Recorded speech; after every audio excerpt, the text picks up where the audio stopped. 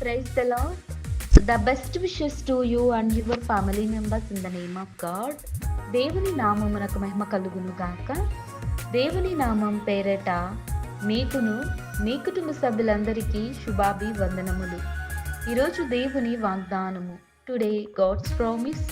నా ఉపదేశమును అంగీకరించువాడు సురక్షితముగా నివసించును. సామెతల గ్రంథం 1వ అధ్యాయం 33వ వచనం. Whoever accepts my instruction will live securely. The book of Proverbs chapter 1 verses 33. క్రీస్తునందు ప్రియమైన సహోదరులారా, ఈ శ్రేష్టమైన ఉదయకాల సమయమున మీ అందరికీ దేవుని నామం పేరిట శుభాభివందనములు. చూడండి, దేవుడు మనతో తెలియజేస్తున్నాడు. చూడండి, ఎవరైతే దేవుని యొక్క ఉపదేశమును అంగీకరిస్తారో, దానిని పాటిస్తారో, అనుసరించి నడుచుకుంటారో, దేవుడు వారిని సురక్షితంగా క్షేమముగా వారి పట్ల దేవుని యొక్క కృప తోడుగా ఉంటుందని దేవుడు తెలియజేస్తున్నాడు. చూడండి, దేవునికి దూరంగా ఉండి మనం ఏమీ సాధించలేం. మనము దేవుని యొక్క మాటలను, ఉపదేశములను అంగీకరించి నడుచుకుంటే మన యొక్క మార్గము సరళంగా ఉంటుంది, సమాధానంగా ఉంటుంది. మన మార్గంలో ఎన్ని సమస్యలు వచ్చినా, ఎన్ని ఇబ్బందులు వచ్చినా, ఇరుకులు వచ్చినా కానీ దేవుడు ఆ మార్గమును సరళం చేయగలడు.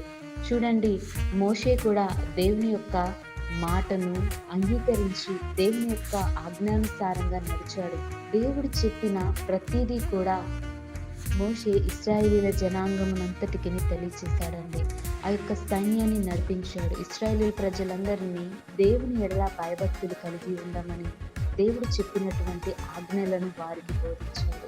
చూడండి, ఈ రోజున మనలో కూడా చాలా మంది దైవజనులు కూడా మనకు దేవుని యొక్క మాటలను గురించి, దేవుని యొక్క ఉపదేశాలను గురించి మనకు బోధిస్తూ ఉంటారు. మనం ఎలా నడవాలి, ఏ మార్గంలో నడిస్తే మనకు మంచిది, ఇవన్నీ కూడా దైవజనుల ద్వారా దేవుడు మనతో తెలియజేస్తాడు, లేదా పరిశుద్ధ గ్రంథం ద్వారా దేవుడు మనతో మాట్లాడతాడు.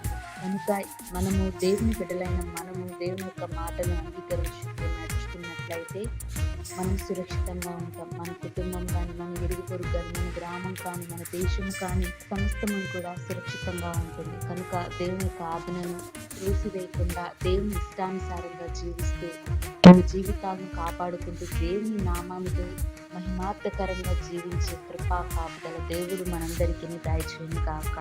ప్రార్థన. మహా గొప్ప తండ్రి, నీకు స్తుతులు, స్తోత్రాలు. ప్రభు, అత్యున్నత సింహాసనుడు మీద ఆసీనుడైన దేవా, నీవు ఉపదేశిస్తున్న ఆ యొక్క ఉపమానాలన్నిటిని మేము అంగీకరించి నడుచుకొని నీ యొక్క వాక్కును, నీ యొక్క సత్యమైన వాక్కును మా జీవితాలలోకి నడిపించండి. ప్రభు, మేము ఎలా జీవించాలో మాకు నేర్పించమని కోరుతున్నాం. దేవ, సహాయం దయచేయండి. ప్రతి ఒక్క కుటుంబంలోనూ సురక్షితంగా ఉండేలాగా దీవించండి. అయినా ప్రభు, మా హృదయాలను మార్చుకొని నీకు ఇష్టమైన బిడ్డలంగా నిన్ను అంగీకరించి, ఆనాడు మోషే ఏ రీతిగా అయితే నిన్ను అంగీకరించి నడిచి నీ ఉపదేశాల ప్రకారం జీవించాడు, అలాగే మేము కూడా జీవించే కృపా కాపుదల దయచేయమని కోరుతూ యేసయ్య నామమున అడిగి వేడుకొనుచున్నాను తండ్రి. ఆమేన్.